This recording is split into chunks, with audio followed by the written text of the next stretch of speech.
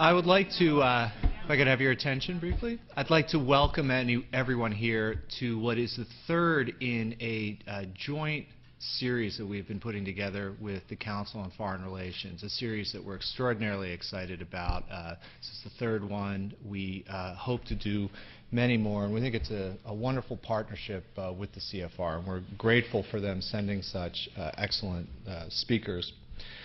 As you know, or you may not know, the Strauss Center has really four themes, four parts of its mission statement. First, to engage the world beyond the university. Second, to conduct multidisciplinary, interdisciplinary, even transdisciplinary research. Third, to prepare the next generation of leaders. And then finally, to promote civil, responsible discussion. It would be hard to think of a speaker that better reflects these values than our distinguished guest today, Segal, Dr. Adam Segal. Adam Segal is an expert on a lot of things. You look at his list, it really is remarkable how many areas that you cover. Security issues, technology development, Chinese domestic and foreign policy. He leads a variety of study groups on cybersecurity, cyber conflict, Asian innovation, technological entrepreneurship. This is just the beginning of the list of things that he's been doing. He was previously an arms control analyst for the China project at the Union of Concerned Scientists, where he wrote about missile defense, nuclear weapons, Asian security issues, and a number of other very important topics. He's very, very widely published. Foreign Affairs, Los Angeles Times, the International Herald Tribune, and many other important outlets. Dr. Segal today will be talking about what looks to be a really exciting new book, and it's entitled Advantage: How American Innovation Can Overcome the Asian Challenge. Now, we all know that China and India are economic powerhouses that have shifted the global landscape and called into question whether or not the United States can maintain its technological lead, or even if it still has a technological lead, an extraordinarily important question. And Dr. Segal will today discuss those challenges, constraints, and advantages that America's innovation strategies and policies have. So, and I should remind anyone who would like a copy of this exciting new book that we do have them in the back, and Dr. Segal will sign them. So it gives me great pleasure, and it's a great honor to welcome Adam Segal to the Strauss Center and to the LBJ School.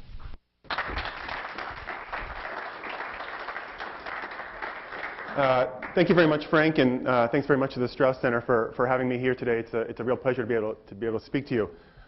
It'd be very hard to miss the reason why I wrote this book, the motivation for this book. If you open any business page, any business weekly, any newspaper, the front page story is probably going to be about the rise of Asia, the rise in China in particular, and how we're steadily losing our science and technological lead. That story might be about the new supercomputer, or the PISA test scores in Shanghai being higher than we expected. It may be about Chinese wind turbines or high-speed rails, but it's clear where the trend is leading. And in fact, those stories have migrated from the front page and the business page to the sports page. You might have seen 2 months ago when the Vikings-Eagle game was canceled because of a huge snowstorm, that Governor Ed Rendell complained that not only would have the Chinese played the game, but they would have marched down to the stadium doing advanced calculus problems the whole way. So there's clearly a sense that the Chinese and the Indians are eating our lunch. But this is not what I heard when I spoke to Chinese policymakers, Chinese entrepreneurs, Indian policymakers, Indian entrepreneurs on the ground. And this came home very clearly to me in an interview I did with Jerry Rao, who founded Emphasis, one of the first outsourcing offshoring companies. And after my fifth or sixth question to him about the inevitable American decline, he basically said, "You Americans have lost your mind. Right? You guys have all of these great strengths, all of these systems and institutions already in place. We have all of these barriers that we need to overcome." How to think about those strengths and weaknesses came to me on a trip to Wang Jing. Wang Jing is a science and technology park in Beijing. I went to go talk to the managers of a US telecom, an R&D center in Wang Jing. And the first part of the story is very much like the narrative we've heard from Thomas Friedman and others. You go out to Wang Jing, you go out on the 5th Ring Road, it's 8-lane, brand new highway. Of course, you only travel about 6 miles an hour on it, but it's brand new highway. Wang Jing, as I mentioned, is completely greenfield, so all of the buildings have been built over the last 3 to 5 years. It was all farmland beforehand. The buildings are all equipped with the most advanced cutting-edge equipment and staffed by young graduates of Tsinghua, China's MIT, or Beida, Beijing University, Beijing's Harvard. They seem incredibly energetic and ambitious, and they've worked harder than you've ever worked in your entire life. And in the sense of the interview with the managers, the stories they tell me pretty much fit in line. They had to come to Beijing because there was an absence of skilled talent in the United States, and the skilled talent is not only widely available in China, but it's also much, much cheaper. They had to come because the Chinese government had both implicit and explicit pressure to shift higher and higher R&D to the Chinese market. Right? The deal is, if you want access to the Chinese market, you have to transfer technology. They came because the land grant subsidies. They became, most importantly, probably to be close to the market. If you want to be close to a growing technology market, you want to be right there. But of course, in the process of the interview, little parts started coming out that didn't really fit this narrative. The engineers were great at solving problems that were given to them, but weren't very good at thinking about what came next. Right? What do you do next after you finish that? What are the market demands? We have in our mind, a very cliched sense of communitarian cultures, right, for Asia and China in particular. But in fact, because of the examination system and the high focus on getting into universities, the engineers were extremely individualistic. It was very hard to get them to do any collaborative work and to work together on those projects. There was the fear about intellectual property, right, that they might walk out the door and be stolen. Then after about my 5th or 6th cup of tea, I had to excuse myself. And I'm standing in the restroom, and there's this huge banner in Chinese that says, "Relax, all of the toxins have been removed." So needless to say that this banner had the opposite effect on me. And I went back to the managers, and I said, "So what's the story with the toxins?" And they said, "Well, this is a brand new building, and all of these young scientists and engineers that we've hired are in the process of refurbishing their own apartments. Right? They bought new apartments, and they're putting things. And they know that Chinese contractors use substandard and often deadly materials. Right? So they are pretty convinced that this contractor for this building did the exact same thing. Of course, we invited in the inspectors and the Beijing city government to inspect all of this, but they know that inspectors can be bought. Right? They can be bribed. So they were not buying all of the ways that we were trying to reassure them. So, and there was a threatened walkout. So the solution that they came up with were desk plants, right? Green plants. And the idea being that the green leaves of the plants would begin to filter out the toxins in the air. Well, once they pointed this out to me, I noticed that in this R&D center, there were about 5 or 6 plants on every single person's desk. And in fact, every R&D center that I visited on that trip looked like a hothouse. Right? Not because of this interior design reason, but because of the fear of the toxins that are in the... So these desk plants, these green plants, became symbolic for me of what I call in the book the software of innovation. Right? These social, political, and cultural institutions and understandings that help move ideas from the lab to the marketplace. Right? And those are severely underdeveloped in China and India and in Japan and Korea. Right?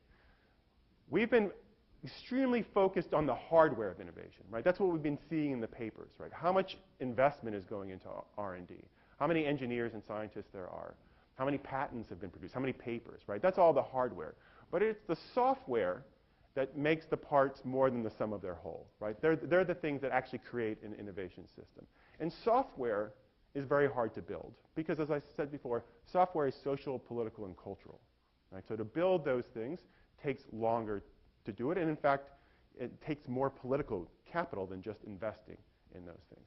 So what I'll do for the rest of the talk is I'll talk a little bit where I see those desk plants in Asia and what I think the US response is. Before I go into Asia more broadly, I should just say what I mean by innovation. Right? I'm using a very narrow definition of innovation. I am talking about science-based product, new to the world innovation, right? The next big thing that creates a whole new industry.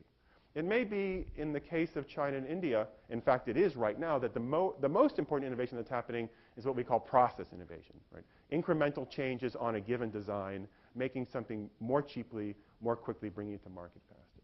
And there are people that argue that that's what's going to happen in a long time. But I am focused on science-based, both I think for reasons of U.S.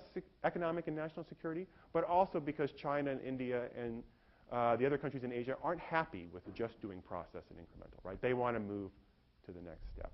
So if we think about the innovation process very schematically, right, very simplistically, if we're thinking about it as new idea generation, new talent, the creation of companies, and then the regulation of those three areas, you can see desk plans along each of those ways. So let me start with new ideas, right? So at the same time that we were publishing The Gathering Storm and Tom Friedman was talking about the rise of China and India as science powers, the newspapers in India, for example, were filled with articles about with titles like The Death of Indian Science. Right? The primary concern in India has been about money. Right? Indian spending on R&D has been about 0.8% of GDP and is supposed to go up to 1%, and there's a goal is for 2%, but especially when the Indians look at what's happening in China, they get very, very nervous that they're not putting enough into basic R&D. The other thing that is happening in India, and it's one of the characteristics of the Indian innovation system, is that much of that money, or almost most of that money, is being spent in government research institutes.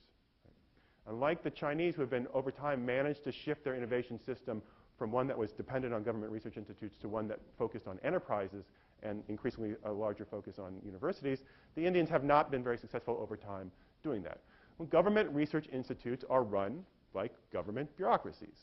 Right? And the decision on which research projects to be done, promotion, these are all done by government diktat or bureaucratic diktat and are really not supporting the creation of a creative research culture. Right? Young scientists feel that they are being passed over because they are not doing the work that their seniors are doing. Right? If you do something new, it's considered outside the range. There was a brief period in the last decade when the Indians tried very hard to change this under R.A. Michel Carte. And he said, we're going to change this environment. We're going to become extremely commercially oriented. And he had some success, although it was a very narrow success, mainly in chemical engineering, where the Indians have been traditionally very strong. And R.A. Michel Carte is a chemical engineer. But he left. And so the guy who took his place back really pushed back to the old model.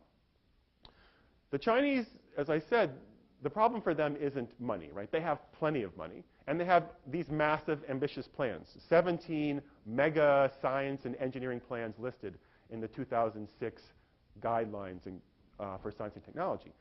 Space and manned exploration, developmental biology, nanotechnology, quantum physics, all of these very big, ambitious things. The problem in the Chinese case is that, of course, government money comes with government oversight, right, and government intervention. So again, you see in most of these labs a deference to authority, bureaucratic interference in research distribution, research agendas, and promotion. Muming Pu, who is a biologist, neurobiologist from UC Berkeley, he was lured back to China and given a lab in Shanghai. And after about a year, 16, 18 months there, he wrote a piece for Nature, which laid out all these problems, right? How to create this more open, creative tradition in research institutes. That was published in the States in English. When a local Shanghai newspaper tried to republish it in Chinese, it got censored. Right? So another point on software, right? The free flow of ideas, that's not going to happen. So that's the new idea generation, right? On the new talent side, right, we've heard so much about how many engineers there are. Right? The numbers that were used in the first round in the Gathering Storms and other places, 600,000 Chinese and 300,000 or 450,000 Indians, those numbers have pretty much been knocked down, right? Because we've realized that engineer doesn't always mean the same thing in the two different contexts. When I first went to China in 1989, anyone who worked with any machinery was considered an engineer, right? My driver was considered an engineer, right? But going through the numbers now and seeing, well, some of those are 2-year degrees and some of those are not really engineers, those numbers have seriously come down. But what we forget when we're always talking about shortages in the United States is, given current Chinese and Indian growth rates, they are also likely to face severe shortages. Right? If the Indian economy continues to grow at 6 to 7%, some people predict by 2017, 2020, there'll be a shortage of 2 million engineers and scientists. Right? So they also have this massive. And in the case of China, the problem is, as many of you have heard, that China is going to get old before it gets rich. right? So the number of 55 to 65-year-olds is going to be much larger than the number of 19 to 24-year-olds by 2017, by 2020, right? So the number of young people coming through the system is going to shrink. So to go with the old joke, right, not only was the food not very good, but there wasn't enough of it, there's also the question about the quality of the engineers and scientists that are coming through. On the Chinese side, we've seen extremely prominent cases of plagiarism and fraud and making up papers, right, and data malfeasance, right? Much of this actually is driven by incentives, very distorted incentives, right? If you are a young Chinese PhD student or a young professor, you've been told you have to publish in a certain number of journals. These are the journals that are required for career advancement. The problem is as the Chinese have increased the number of PhD students, they haven't increased the number of journals, right? So China Newsweek predicts that there should be about 550,000 papers published a year. But in fact, there are only outlets for 300,000. Right? So you can see why there would be a massive push for people to make up these things. But the problem seems to be pervasive. In a survey of 180 PhDs that the China Daily did, 60 of them admitted that they paid someone else to do their work. 60 of them admitted to using someone else's work. Right? So, and most recently, a journal in Zhejiang basically said a third of the submissions that they received were plagiarized, stolen from some other source. So an extremely wide problem that is slowly being addressed by more transparency and other types of checks and balances. But again, these things are very hard. Various systems are hard to build. In the Indian case, we hear a lot about the IITs, right, the Indian Institutes of Technology. 1/3 of NASA scientists went through the IITs at one time. But the IITs are the smallest tip of a very large pyramid of university graduates and attendants in India. Right? The other 11 million university students in India go to universities that are nowhere near as good as IITs and are nowhere near as good as 3rd, 4th, 5th, 6th tier universities in the United States. Right? According to the Indian government's own evaluation of these, 2/3 of the universities and 90% of the colleges are poor to middling. Right? So they're not producing the talent that we all seem to think that is coming out. And the IITs are extremely good at producing engineers, but the IITs do very little R&D, right, as I mentioned before. The universities do very, very little research. So they're not producing scientists. The Indians have a very ambitious plan to up the number of IITs and IIMs, Indian Institutes of Management, and the Indian Institute of Science. But the question is, who's going to staff all of these places, right? India only produces 35 to 50 computer science PhDs a year. Right? Who is going to staff all of these new institutes? Already, IIT Delhi has 1/3 of faculty open positions not filled. Right? So if you create all these new universities, there's no one who's going to have the skills to actually do them. So that's a major desk plant on the talent side. On the new firm creation, on the startups, here I think India and China have a great deal to be optimistic about. Right? This is probably the best part of this story, right? Because Indian and Chinese entrepreneurs have become extremely entrepreneurial, right? Have been pushing the market, pushing the edge of the market. And what you don't have in China and India, as you do in Japan and Korea, is that Indian and Chinese entrepreneurs have embraced failure. Right? We say for Silicon Valley and for Austin and places like that, right, you're only as good as your last failure. Well, now Chinese and Indian entrepreneurs will say, yeah, of course, my first one failed. My second one failed too. But I'm going off on my third one. It took me forever to find a Japanese entrepreneur. It took me about a week and a half to find one. And when I did, he said that there were no models out there. Right? There was nobody that he could look to that said, this is what I did. Right? This is what I broke through. And in fact, the most prominent Japanese entrepreneur was arrested for corruption. In the Korean case, I interviewed these young engineers at Samsung, right? Incredible company. And they said, well, yeah, this American university professor who had been in the States came back to Korea and wanted to start a startup. And he offered me shares and all of the things that we think about startups. I told my mother-in-law I was thinking about doing this, and she said she was going to kill me if I left Samsung, right? Because a job at Samsung was considered the pinnacle, right? You weren't going to leave that for a startup. So China and India, they've really embraced this culture. The problem right now, though, is incentives. And that in both of these markets, the incentives are for really short term. Right? There is so much money to be made on process, incremental innovations, that there's no reason why you would risk it all for something blue sky that could more likely than not fail. Right? So you see when I went to India trying to find product companies, right? Companies that are producing things, you can maybe list 5. Itium, Tejas Networks, Saskin. But most young startups are basically, they're going to do what works, which is software design, software body shopping, all of these other things. In the Chinese case, similarly, we have what's called C2C, right? Copy to China. So the Chinese Facebook, Chinese Twitter, Chinese YouTube, all these models that we know work that you localize for the market. So while you've had this massive expansion of entrepreneurship, right now the incentives are really towards the short term. So that's the third desk plan. The fourth desk plan is this government regulation of all of these areas. And I'll just give you an example, again, from China. Right? And here the problem in China is both too much government intervention and in some cases too little, or the wrong kind. Right? The too much comes from the fact that the Chinese have essentially said, we are not happy with being the factory to the world. Right? We want to shift from made in China to innovated in China. And part of the way we're going to get there is through a range of policies that are broadly called indigenous innovation. Right? So that means we're going to use competing standards. We're going to use market access to try to transfer technology. We're not really going to protect IPR as another method of protecting, transferring technology. We're going to have procurement policies that do all these things. What it means for young startups is that when they turn and they look for money, they're most likely going to go to the government, right? Because it's hard for startups anywhere to get money. And in China, it's particularly hard for private companies to find money. You can't go to a bank, right, and just say, here's my business plan. They're going to give you a loan. The banks are going to continue loaning to state-owned enterprises for social and political reasons. And so most of the small companies that I went to, the private small companies I went to, they were really running 2 businesses, if not 3 businesses, right? Because they had to have collateral. Real estate is the easiest collateral, but they would have 2 or 3 businesses. So you'd go, one side would be software design, the other side would be interior design, right? Because there's a lot of money to be made in that thing. They would funnel it. So this, of course, slightly distracts them from what they should be doing all the time. But the other thing is that the easy solution is to go to the government, right? But the government has these objectives, as I mentioned, of reducing dependence on foreign technology.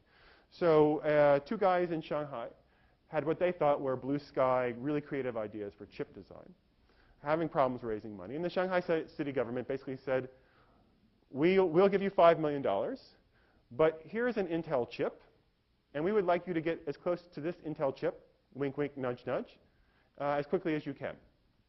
Right? So these guys basically said, well, we're not going to risk it all on this blue sky thing that we don't know if it's ever going to work, and they took the $5 million. Right? The problem is that the cutting edge is what a bureaucrat has decided what the cutting edge is going to be, right? And it's just basically reverse engineering. That's the too heaviest side. The too lightest side is that we often think about intellectual property rights in the context of what it means for American firms or Japanese firms. But it has a very negative effect on small Chinese startups as well. China Star was a competitor to Windows. Right? They had an operating system that was stable. It was secure. It was bilingual. And it was priced at 1/3 of what Windows was officially selling for in China. The problem is no one buys Windows at the official price. And most people don't buy it at all. Right? And if you do buy it, you bought it for $1.25 or $1.50. Right? The guy who comes up to you on the street and says, Windows. And China Star, there's no way that China Star could compete with $1.25, right? Their 1/3 of their price was not $1.25. So while Windows and Microsoft can basically run this out long term with the one-day hope that they'll start getting revenues in China, China Star could not, and it folded. So here's a final set of desk plans in the government regulation side. Before I talk about what I think this all means for the United States, let me tell you why I might be wrong. Right, this is the cover my butt section of the talk and the book. Why I might be wrong, and that's because I, in a very unnatural sort of way, have been talking about the Chinese innovation system and the Indian innovation system and the US innovation system, Japanese, Korean. But in fact, we really have a globalized innovation system right now. Right? It's very hard to figure out, to distinguish, especially the US and the Chinese days, to pull them apart. And what that means is that the globalization of innovation is diffusing these software skills that I was talking about much more quickly than perhaps we would have expected. I don't think we actually have a very good metric for it, but this is happening and transferring these software skills. So just to give 2 examples, the first one is that R&D center, right, the one that I visited in Wang Jing. That R&D center is basically saying, well, you guys don't know how to work together. Let me help you figure it out, right? How do we manage for that kind of thing? Chinese universities aren't all that interested in collaborating with Chinese companies, but they're very happy to collaborate with US companies. So this is how you build a collaboration, right? This is how you build agreements to share technology and network. So all of these skills, right, are being transferred to Chinese within these R&D centers. The question is, what happens when they leave, right? Do they bring them to Chinese firms, or do they do their own startups? Right now, and the only evidence we have is one survey that was done, is that once you're in a foreign company, you like it. And if you leave a foreign R&D center, you're most likely to go to another one. You get used to what's basically a meritocracy. You get used to the international travel. So you tend to stay in the system. But that's not going to last forever, right? That's going to change. The other main method of diffusion, what's called brain circulation, or in the Chinese case, haigui, sea turtles, right, returnees, people who spent 15 years in Intel and then decided, you know what, I want my children to speak, Mandarin and Shanghaiese, and I want them to be near their grandparents, and they move back. Here's an example. I'll use an example again from Muming Pu. This example comes from the internet. I'm not really sure it's true or not, but it should be true, and it gets the point across. So it's come a series of emails that were posted on a bulletin board, electronic bulletin board at Zhejiang University. And when Muming Pu goes back when he opens his lab in Shanghai, he instills an annual review, an annual performance review. Nothing groundbreaking, but a fairly standard procedure. One of the scientists in the lab is a member of the Chinese Academy of Science, right? The highest you can get in the academician in the old Soviet sense. And he writes an email back and says, I don't undergo annual reviews. I was reviewed when I was elected to the Chinese Academy of Science 15 years ago. And I don't do reviews any longer. And Muming Pu writes back and says, I understand, congratulations, but I am going to institute this annual review. Guy writes back and says, no, you don't think you do understand. I'm an academician. I don't get reviewed. And Muming Pu writes back and says, you have two choices. You can undergo the review, or I will promote you and take the lab away. Right? So again, we see these skills that are being transferred and diffused. I think I'm right, because I think, as I mentioned earlier, that these things are political and cultural and harder to change. Right? Not that they're not ever going to get them right, but they're going to get them right. It's going to take longer than the hardware is going to take. And a good example of this, I think, is the Google case. Right? When we think about the hacking of Google or the attacks on Google, the things that gained the most attention were the attacks on the Gmail accounts of human rights dissidents, and then the effort to steal perhaps some core technology from Google. But we don't often think that the people that were probably most hurt by Google leaving China were scientists. Right? A survey was done by Nature that something like 80 or 87% of Chinese scientists said they would be severely damaged by Google leaving because they use Google Docs and Google Scholars for collaboration. Right? So again, a software thing that really pushes them forward. So let me just conclude with what I think this all means for the US. And I think it means that we have to think more of our own software. Right? Software is our great comparative advantage. We have to think about how are we going to strengthen it. Hardware matters. Right? I don't want to say that hardware doesn't matter. And basic R&D clearly matters. I was pleased to see that one of the things that seems to be protected in the budget is spending on the National Science Foundation and DOE and NIST. Of course, who knows how that battle is going to work its way out. But hardware matters, but we're never going to win a hardware race. Right? China, at one point, right now we spend about 2.5 times more than China does on R&D, but given the size of the Chinese economy and growth trends, they will eventually narrow that gap. So when that happens, we shouldn't all be freaking out. We should realize what it is that our strengths and weaknesses are. I, in the book, talk about 3 things that I think are the most important for us. The first one is our talent. Right? And the problem in the United States is I don't actually think it's shortages per se. Right? We always hear, oh, there's shortages, there's not enough talent. But if you look at incomes of scientists and engineers over the last 3 or 4 decades, they have been flat or declining in almost every field but a few. Right? If there was really a shortage, their salaries would go up. But the other issue, right, is the focus on the numbers, especially at PhDs. Right? Focus on the numbers at PhDs really makes very little sense, and I'll say this as a PhD, is that they're probably know people least entrepreneurial than PhD students. Right? And scientist PhDs have none of the skills that companies really want to hire. Right? They are too far away from the market. They're too theoretical. So PhDs and how many scientists we have really makes no sense. So we have to think about other career paths. The other kind of large thing we all have in our mind is, well, Americans wouldn't even take science and engineering if they're not interested. Right? But that actually isn't true. If you do a survey of most incoming freshman class, a third of them say, yes, I am interested in science, math, and engineering. Right? They're not necessarily interested in becoming a scientist, but they're interested in environmental policy or entrepreneurship or innovation. The problem is that a lot of them drop out. Right? They drop out, one, because the teaching usually isn't very good. Right? Big lectures and often RAs who don't speak very good English. And they often drop out because they're worried about their GPAs. Right? Again, I'll say this as a political scientist. If you have to choose between advanced calculus and intro to IR, intro to IR is probably going to keep your GPA higher if you're worried about getting into law or an MBA. Right? So you transfer out of the engineering and you take the political science courses. But we know actually what keeps people in science. Right? This is not rocket science, to use the cliche. It's small classes. It's actually building communities of people who feel like they're part of something larger. And it's focused on problem solving. Right? If you tell people that this is important for addressing traffic congestion or bringing down the cost of solar panels, they get interested in it, right? And you can get them to stay in.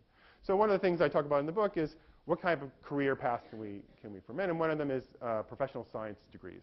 Right? So kind of like a master's degree, but with also business training and business plan and communication and all these other skills. The second area is our own new firm creation, right? Because startups everywhere have a problem getting access to money. Traditionally, companies rely on the 3 Fs, families, friends, and fools. But that money is harder to gain access to, especially because venture capital in the United States has shifted away from early and seed to late stage. Right? So it's harder and harder for companies to get it.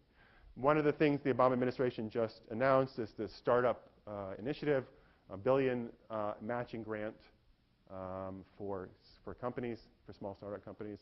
But also what's going to be incredibly important are tax breaks, so capital tax gains for small startups, and then also capital tax gains for angel investors. And angel investors usually invest $250,000 to $500,000. So some of these ideas I talk about.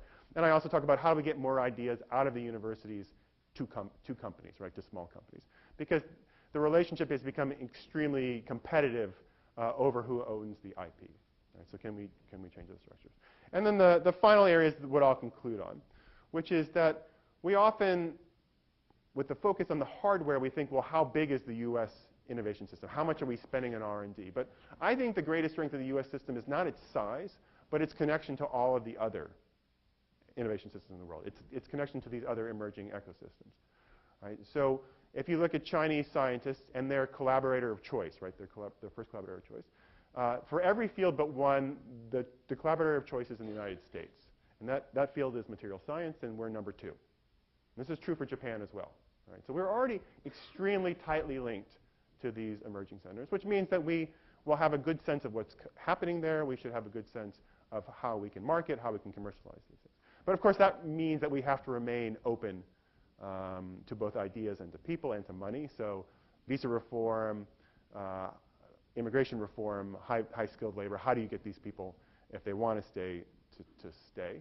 But also, how do you encourage more Americans to spend time in labs in China, India, and other places? There are schools, MIT, WPI, other places that do that. But for most of these people, this is, a year out is actually a bad thing, right? You feel like you're going to lose a year in your career. So how do you create those incentives? So let me conclude by saying that this is a relatively optimistic book from a fundamentally pessimistic person. But I think once you begin to focus on the software, you begin to see that, in fact, as the world becomes, as innovation becomes more globalized, we are, in fact, the society that is best situated to take advantage of it, right? We have this long history of openness. We have this long history of managing across cultures. We have this long history of taking ideas, no matter where they came from, and commercializing them extremely quickly. So once you begin to see that, you see that, in fact, we have these great advantages, and we are well placed to compete in the future. I'll stop there.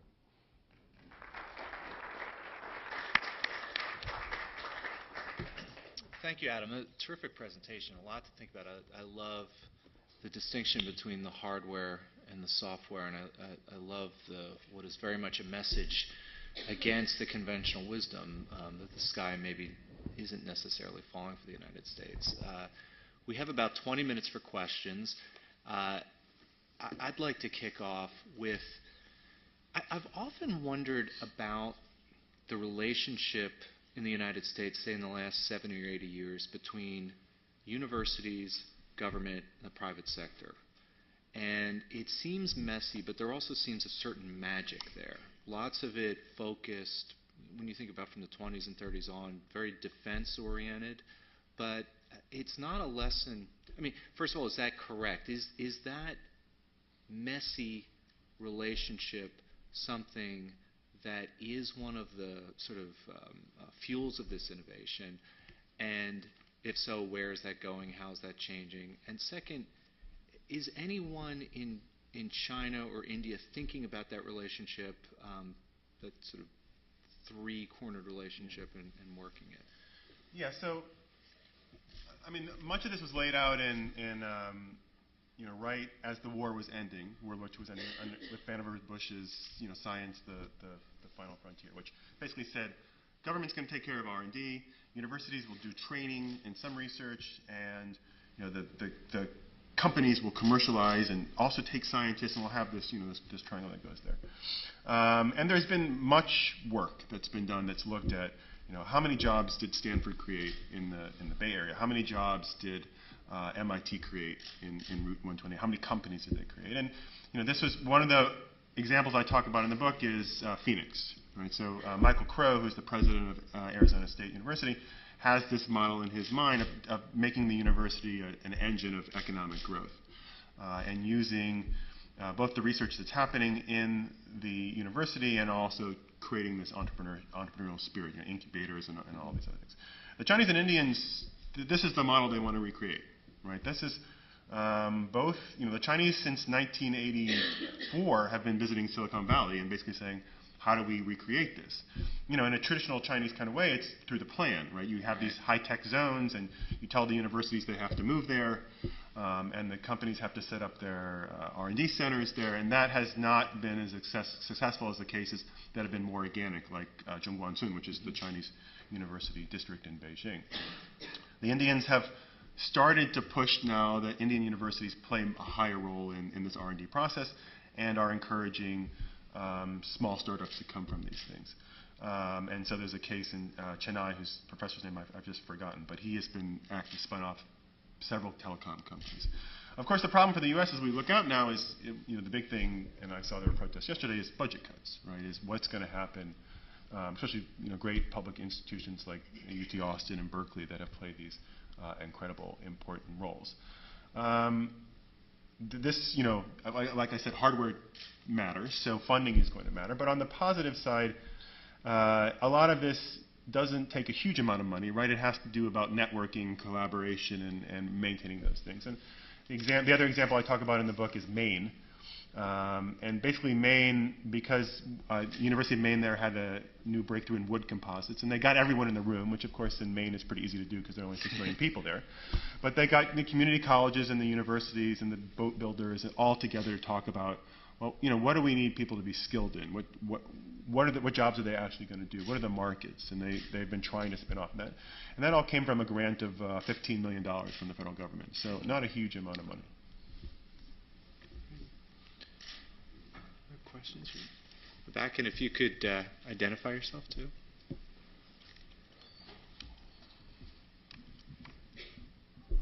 Hello, I'm Anasta Bagniotri. I'm a master's student at the LBJ school. You talked about sort of reverse brain drain in certain sense, but could you talk about it in the context of the recession, or in the fact that you see a lot of people who are highly skilled going back maybe to India? Because, for example, if you look at the H-1 visas, yeah. These are the skilled workers, and you see half of them are not filled. So do you see over the next 5-6 years that having an impact that we don't see right now, but in the future? Clearly the recession has made people reconsider if they're going to stay here long term. And there has been, I don't think anyone really, quite honestly, has particularly good numbers about how many people have come back. I know Vivek Wadhwa has published a great deal about it, but I don't think the numbers are particularly good. The other thing that on the U.S. side, though, which is a positive, is that there's so many people still want to come to the U.S., even with all of with the recession and the problems with the visa regulations. There's still so many people that want to come in, that even if people start going back, as long as the U.S. manages to get those things right, we could continually restock in a way. Besides, the going back also feeds into my last point, right, which is that most of the people, when they go back, right, they're founding companies that are from almost the beginning global, right? Either their VC may have come from Silicon Valley, the R&D may have come from UT Austin, but they're doing early stage development of it in Bangalore or someplace like that. So as long as, again, as these networks are still in place, people are going back and forth, I don't necessarily think that part's a zero sum. I think that part the U.S. can in fact leverage. I always wonder if the test of this would be, because of that question, whether or not a Chinese lab could attract a top U.S. citizen in the sciences from, say, an MIT or Caltech. Is that the right test, and is that happened on the horizon, inconceivable? Yeah. Well, we're gonna find out, actually. I just wrote a small piece, but it looks like the Chinese government is going to announce a new. So they have this already in place, a plan trying to lure about 2,000 people back, but mostly ethnically Chinese. They're going to announce a new Superstars Award. They're going to give, I think, $23 million to the individual, each individual to come back, and they're going after Nobel Prize winners. And other major prize winners. And there's been some names that have some HIV researchers who are not ethnically Chinese who are supposedly being targeted. I suspect that one or two will take them, but I don't think it'll be very symptomatic of anything, really. I think it's, somebody gives you $23 million, it's pretty hard to turn it down. And the results will be 10 years down the line. Did those labs do anything, or were they just for show, right? Were they some kind of trophy, which is what's happened with a lot of these very, very high-profile returnees. There's been a great deal of resentment and issues about how much time do they actually spend in China and what work are they actually doing there, and so they have not been smoothly integrated yet.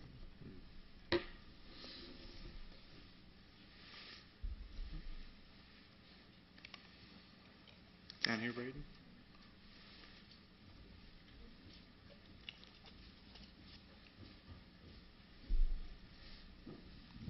My name is Quilan Yam. I'm the Chief Programs Officer for the proposed Confucius Institute here at UT Austin. I was in China when the PISA results for the Shanghai students were announced. And there was a lot of controversy. I was with a bunch of educators here from Texas. My question for you is the PISA indicator a very good indicator of innovation?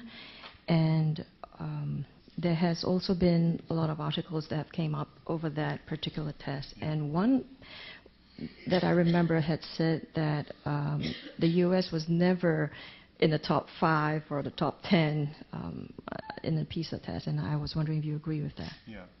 I mean, so one of the arguments you can make, right, is that U.S. K-12 education has been broken for a very long time, for at least 6 decades, and we've managed to remain innovative all through those times.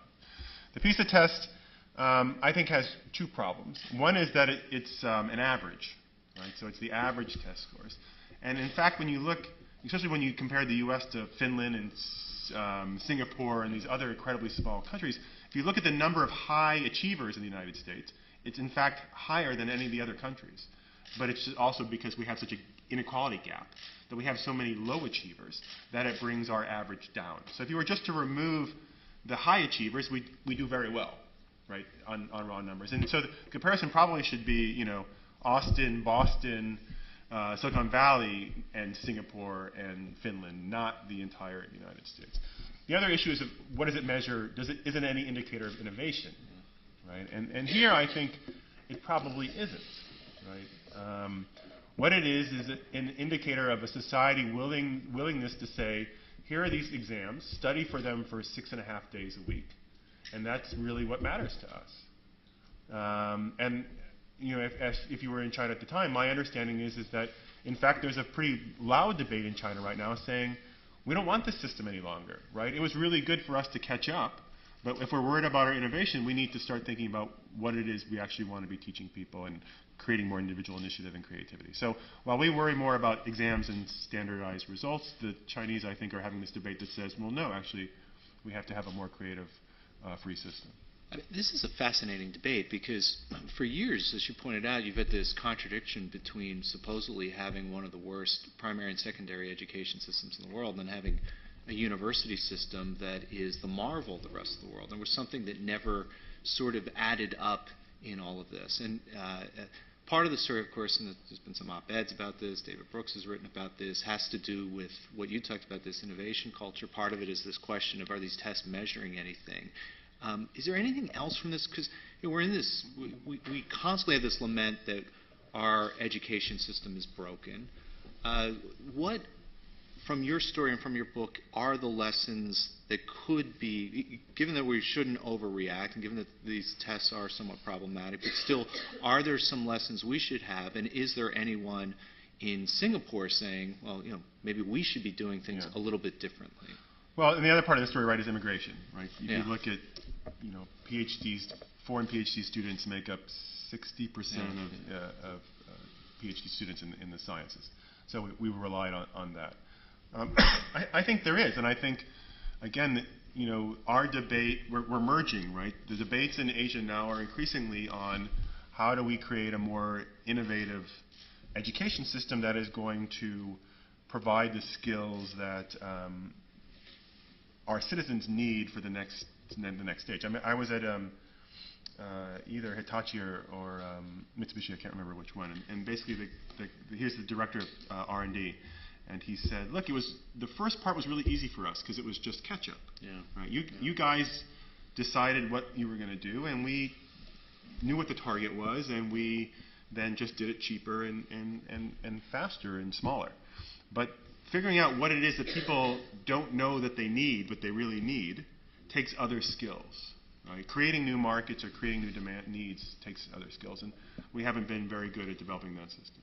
Is this also a story that we're seeing at this university? A little bit of Texas A&M. There's a lot of discussion about these alliances in the Middle East and investing, you know, billions of dollars in campuses in Dubai and Saudi Arabia, largely focused almost narrowly on sciences and engineering. Is that, in your model in this story, actually a recipe for not working because it doesn't have these cultural and other institutional, I mean, are people wasting their money? I mean, what would you, if you were advising people thinking about building these things in the Middle East, what would you be saying? I mean, I think it depends, you know, for many of those economies, right, and that makes sense. And that, you know, this is the argument about what China and India need right now, right? There are plenty of people in China and India say that, you know, we don't actually really care that much that we're not that innovative, right? Because we've had 30 years of rapid economic growth, and we're going to have a lot more growth doing what we're doing, right? So innovation right now is a huge distraction for us. And in fact, Danny Bresnitz, who teaches at Georgia Tech, is coming out with a book either this month or next month that basically says, you know, innovation is the obsession of people like me and the Chinese government, right? But Chinese entrepreneurs, you know, they're doing what they have to do to make money and to find markets. But I suspect for, you know, many of the Middle Eastern economies, right, if they're going to industrialize in some way, then they're going to need engineers who can, you know, man these lines and do some reverse engineering and all these other things. Of course, the issue is, you know, do you educate too many of these people and then have no jobs for them, right? But I think for the United States, you know, I think there is, again, it's the balance between the hard and the software. Clearly, we have to have people who have these skills, but I think one of our strengths is, you know, critical thinking, humanities, all these other things that get shoved to the side because we're all now focused on competitiveness. Is the linkage that we've often had historically between innovation, science, technology, and national security part of the problem? Because I imagine that's part of the dialogue in China. It's part of our dialogue. It might not be. I would imagine that relationship, as the century unfolds further, might be. I mean, it's already less salient. It becomes part of the problem when we've historically had a debate over security through running faster, and security through keeping things hidden, right, keeping them secret. And we had that debate, throughout the Cold War, and we pretty much solved it around the time of Secretary Rice and First President, well, actually, when she was on the NSC, and First President Bush, when they said, the default position for the United States should be that it shouldn't be classified, right? It should be open, and we're going to run faster. But of course, 9/11 partly changed that, and our concern about the Chinese military in particular has changed that.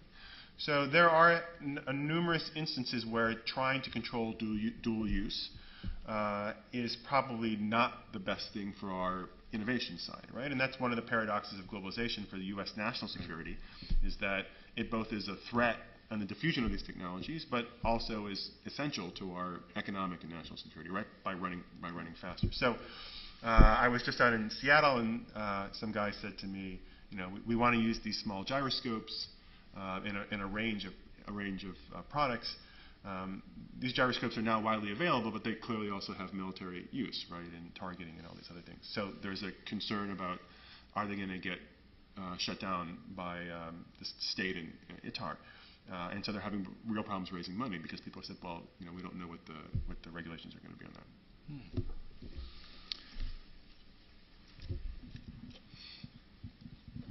Hi, my name is Tiffany. I'm a first-year student here at the LBJ School. Is your outlook in reference to American innovation competing with Asia as positive concerning the energy sector, particularly renewable energy, concerning Obama's Sputnik moment and looking ahead to the future, all the changing trends? Yeah, energy is a slightly different story in the sense that what's happening right now is basically incremental, right? Process innovation, reducing costs on already given designs. And here the Chinese are clearly winning, right, by building wind fields and solar panels and all these things. They're lowering the cost. I don't think the Chinese system is likely to produce a major innovation in either of these areas. The Chinese are ramping up nuclear extremely quickly, and we find it very hard to produce or to build another nuclear reactor in the United States. Also, even as renewables grow in China and India, coal is still going to be the most important thing. So coal gasification is probably the most important thing there. And there, U.S. still has very good technology on the GE and other places like that. But I was more optimistic probably a year and a half ago when I thought, well, we'll kind of solve this climate change debate and we'll get prices right, and we'll start setting prices. But that was overly optimistic. So right now I'm a little less optimistic because we just can't get the prices right. But on a big breakthrough, I'm more optimistic that it's going to happen here than it's going to happen in China or India. I think we have time for one more. Maybe two more. Hello. I would like to ask you a more general question about the role of the rhetoric. So what you're saying, for example, is not what, as I understand, mainstream opinion is out there, right? For example, Tom Friedman, always in his columns, constantly writing about, a world collapsing and, China and India catching up to us. So do you think this rhetoric is helpful in the sense it actually keeps us moving forward, or it actually hurts the public discourse? I understand where it comes from, right? Everybody likes to quote, what's his name, Paul Romer, right? A crisis is a terrible thing to waste, right? And so the rhetoric serves this role of mobilizing people and trying to get them behind it. I think it's unhelpful in two ways. I think it's unhelpful, one, because I think it means a lot of times we focus on the wrong things, right? So everyone says Sputnik, and they think, yeah, let's train all these scientists and engineers like we did for NASA. But again, after we trained all those scientists and engineers for NASA, those people had no jobs, right? The Apollo project, all those things ended, and those people had to find work elsewhere. So it created this huge glut. So I'm a little bit afraid of, we're going to think that the answer to these questions is more of everything, which I don't think it is. I think the other problem is that, we have a severe confidence crisis. And so constantly saying all the time we're getting beaten doesn't help that at all. There was a survey done, Intel and Newsweek did it last year, 2 years ago must have been. It said, in China and the United States, and they said, which country is the most innovative? And something like 80% of the Chinese said the United States, and 70% of the Americans said China. Right? So I think part of what needs to happen is, and the president has been trying with, we're not going to be number 2, and we've always done these things and stuff like that. But to have the Jeffrey Immelts and the Paul Italinis and all these guys saying we're getting beaten, when they're doing fine, right? Those companies are doing really well globally, partly because of all the advantages that they have from the U.S. system. That strikes me as being unhelpful. My theory on this is that people like Tom Friedman have to fly through Kennedy and LaGuardia Airport. It's an airport issue. He's obsessed with what airports he shows up. And so the airports in this country are built, they were built 70 years ago. Yes. You can build a new one, but if you're flying out of New York or LAX. And, I flew out of Kennedy it's hell. On this trip, and I thought maybe I'm wrong. Actually. This airport, it's all about airports. Once you get, it is a terrible airport. If you're Tom Friedman, 90% of your experience is being that's probably a big part of it. Being an airport.